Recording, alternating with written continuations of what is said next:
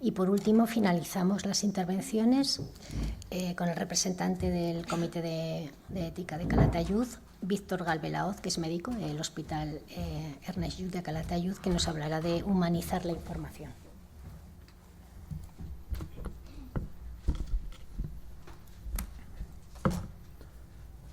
Buenos días a todos. Muchas gracias a los asistentes por venir y a todos los organizadores y ponentes por el esfuerzo que realizan para que este tipo de eventos se puedan realizar. Desde Calatayud queríamos hablar de la humanización de la información.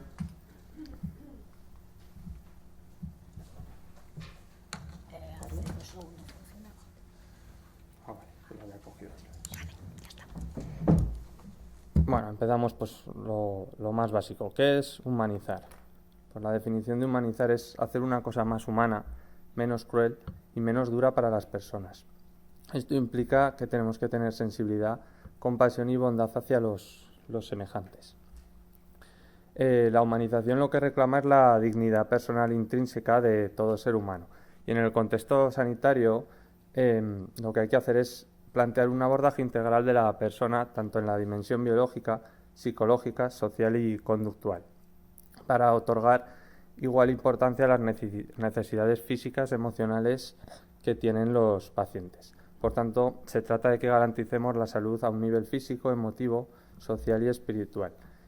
Y al final lo que se trata es mejorar la relación entre los pacientes, que son los usuarios del sistema, y los profesionales. ¿Por qué se deshumaniza en la práctica sanitaria? Pues hay muchas causas. Las nuevas tecnologías que ahora están muy presentes favorecen que el trato sea impersonal, tenemos que tenerlo en cuenta. A veces hay déficits en la formación de profesionales, bien en el trato de la intimidad, en la autonomía o en la comunicación con los enfermos, y a veces hay factores de los pacientes que dificultan estos temas. Humanizar es un proceso complejo, ha de implicar a todo el mundo, ¿vale? A políticos, a las organizaciones sanitarias, también implica la cultura de los propios pacientes y la formación de los profesionales. Entonces, ¿cómo podemos humanizar la información y la asistencia en general? Lo más importante es fomentar el modelo centrado en el paciente, y el modelo clásico paternalista está claramente obsoleto. Entonces tenemos que centrarnos en los pacientes. ¿Cómo? Hay que evitar centrarse exclusivamente en la enfermedad. Tenemos que incorporar en el día a día la visión de los pacientes sobre los problemas que tienen y considerar sus circunstancias vitales y psicológicas. Tenemos que conocer las expectativas que tienen los pacientes sobre su enfermedad, lo que les preocupan, y a las familias hay que tenerlas en cuenta y hacerlas partícipes, porque son las verdaderas cuidadoras de los pacientes luego en el día a día. Entonces es importante que los pacientes en todo el proceso asistencial se expresen, expliquen las creencias que tienen, expliquen lo que ellos sienten que está mal, qué expectativas tienen, qué miedos tienen, o qué problemas puede tener un tratamiento en su día a día. Porque al final no todos los pacientes necesitan lo mismo, y la misma enfermedad puede ser vivida de formas muy distintas por diferentes pacientes. ¿Cómo podemos mejorar la comunicación? Pues es muy importante describir adecuadamente el problema y el tratamiento que vamos a utilizar. Hay que permitir y sobre todo fomentar que los pacientes y las familias hagan preguntas, y se debe fomentar la deliberación, implicar también a los propios pacientes en la toma de decisiones. Respecto a los profesionales, se les puede formar.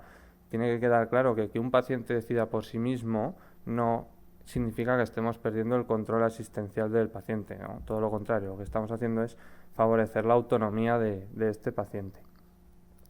Y al final lo que buscamos es que la relación médico-paciente sea satisfactoria y haya una responsabilidad compartida que favorezca al paciente, que es el beneficiario.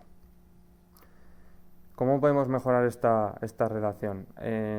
Atender varias veces al mismo paciente, que no siempre es fácil, favorece que se conozcan las circunstancias personales, es una ventaja para los tratamientos que se vayan a realizar. Hay que intentar que la confianza sea mutua, y presentar siempre una actitud abierta ante los cambios de las necesidades que pueda tener un paciente durante el proceso. El efecto placebo que genera la relación médico-paciente es beneficiosa y se debe utilizar. Y sobre todo lo fundamental es escuchar a los pacientes. Hay que permitirles hablar, hay que escucharlos y hay que escuchar también a las familias que, como ya he dicho, van a ser los verdaderos cuidadores del enfermo. Por parte del sistema, el sistema nos puede proporcionar canales de formación para mejorar estas habilidades. Se puede intentar realizar evaluaciones de estas habilidades y destrezas, tanto en profesionales como estudiantes. En estudiantes en la facultad ya se realiza, pero a mí se me evaluó en su momento.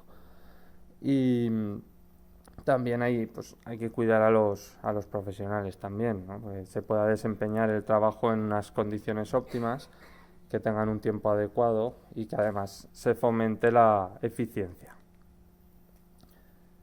Respecto a los profesionales, debemos tener un compromiso personal, ¿vale? Pero también hay que entender que todos los profesionales sanitarios somos humanos y tenemos derecho a equivocarnos, somos falibles, vulnerables y también tenemos derecho a expresar nuestras emociones. Por ejemplo, un servicio que tenga la mitad del equipo de baja, pues tiene derecho a expresar su cansancio, su malestar cuando están asumiendo el trabajo de todos los compañeros.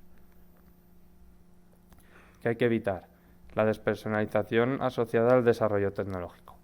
Y también siempre, no hay que dividir a la persona en enfermedades o en partes, hay que verla como un todo y tratar todos los aspectos. No se puede ignorar a los pacientes, la información que se transmite ha de ser completa y no podemos seguir el modelo clásico paternalista que, como he dicho al principio, está obsoleto. En hospitalización deberíamos evitar informar en los pasillos y informar por separado, que es bastante frecuente, ¿vale? Eso genera sensación de ocultación de información y a veces genera confusión porque con la misma información pueden entender cosas distintas el paciente y la familia. En quirófano también hay que intentar que el trato sea impersonal, no hay que ignorar el problema que tiene el paciente, aunque ya esté en quirófano. Y hay que tener en cuenta que la experiencia quirúrgica afecta a toda la familia, ¿vale? Les cambia la vida. En resumen, tenemos que personalizar la asistencia escuchando lo que necesitan tanto los pacientes como los familiares y no hay que abusar de lo que nosotros pensamos que necesitan. Y esto lo debemos convertir en un proceso clínico que al final culmine en decisiones compartidas. El objetivo es al final construir una sanidad excelente. Los beneficios están demostrados. Si humanizamos, aumenta la satisfacción, disminuyen los litigios, se reduce la utilización de recursos, muchas veces de pruebas complementarias que no van a aportar nada o de consultas que tampoco van a cambiar la actitud. Se mejora la recuperación de la salud y emocional de los pacientes, se mejora la adherencia a los tratamientos y, por poner un ejemplo, se vio que un cambio de política de visitas en la UCI reducía la incidencia de delirium, acortaba la duración del mismo y la estancia en la UCI de los pacientes, simplemente mejorando las visitas. Respecto a este modelo, también tiene puntos negativos, no siempre es viable. Hay pacientes que se benefician más de unos aspectos que de otros y hay pacientes que directamente les choca. Yo lo he vivido en la consulta cuando he dado a elegir varias opciones. A veces parece que no eres un buen profesional al no saber elegir lo que va a ser más beneficioso para el paciente, ¿no? Hay gente que le choca mucho el modelo. Este es un ejemplo de un paciente conocido en nuestra consulta de urología. Es un hombre de 84 años, muy pluripatológico, seguimiento desde nuestra consulta por varias enfermedades desde el año 2003 y tuvo un problema muy serio. En 2019 tuvo una gangrena de Fournier que requirió 2 intervenciones. El paciente finalmente quedó con una colostomía terminal y una talla suprapúbica en una especie de pseudocavidad porque la vejiga estaba totalmente desestructurada y era inviable tanto colocar una sonda uretral como una talla en la vejiga. Entonces esa talla recogía orina aunque no estaba ubicada en la vejiga. El paciente ya estaba muy debilitado y se decidió con él seguir una actitud conservadora, evitar una cirugía compleja y que podía haber acabado muy mal y simplemente se realizaban cambios de esa talla en la consulta. En 2021 tuvo una pequeña complicación, tuvo que estar ingresado por un absceso a causa de una fístula urinaria, pues porque no tiene vejiga y la talla recoge la orina que puede. Se solucionó con un drenaje y no volvió a tener problemas hasta 2023, donde presenta un fracaso renal agudo con una creatinina de 3,7 previas normales debido a una uropatía obstructiva bilateral. Entonces, en este caso, se le propuso al paciente colocar una nefrostomía. Una nefrostomía es un tubo que va al riñón, se pincha por la espalda y que recoge la orina. Entonces, al final lo que le implicaba al paciente era una tercera bolsa. Llevaba su colostomía, la talla y una tercera bolsa en la espalda. Entonces, al paciente se le explicó todo, quiso ponerse la nefrostomía y se la pusimos.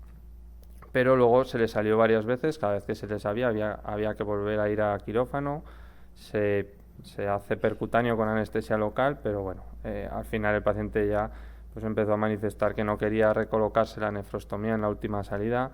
Nosotros estábamos de acuerdo y planteamos una abstención. El paciente conseguía mantener una función renal que le permitió hacer su vida, entonces no se colocó.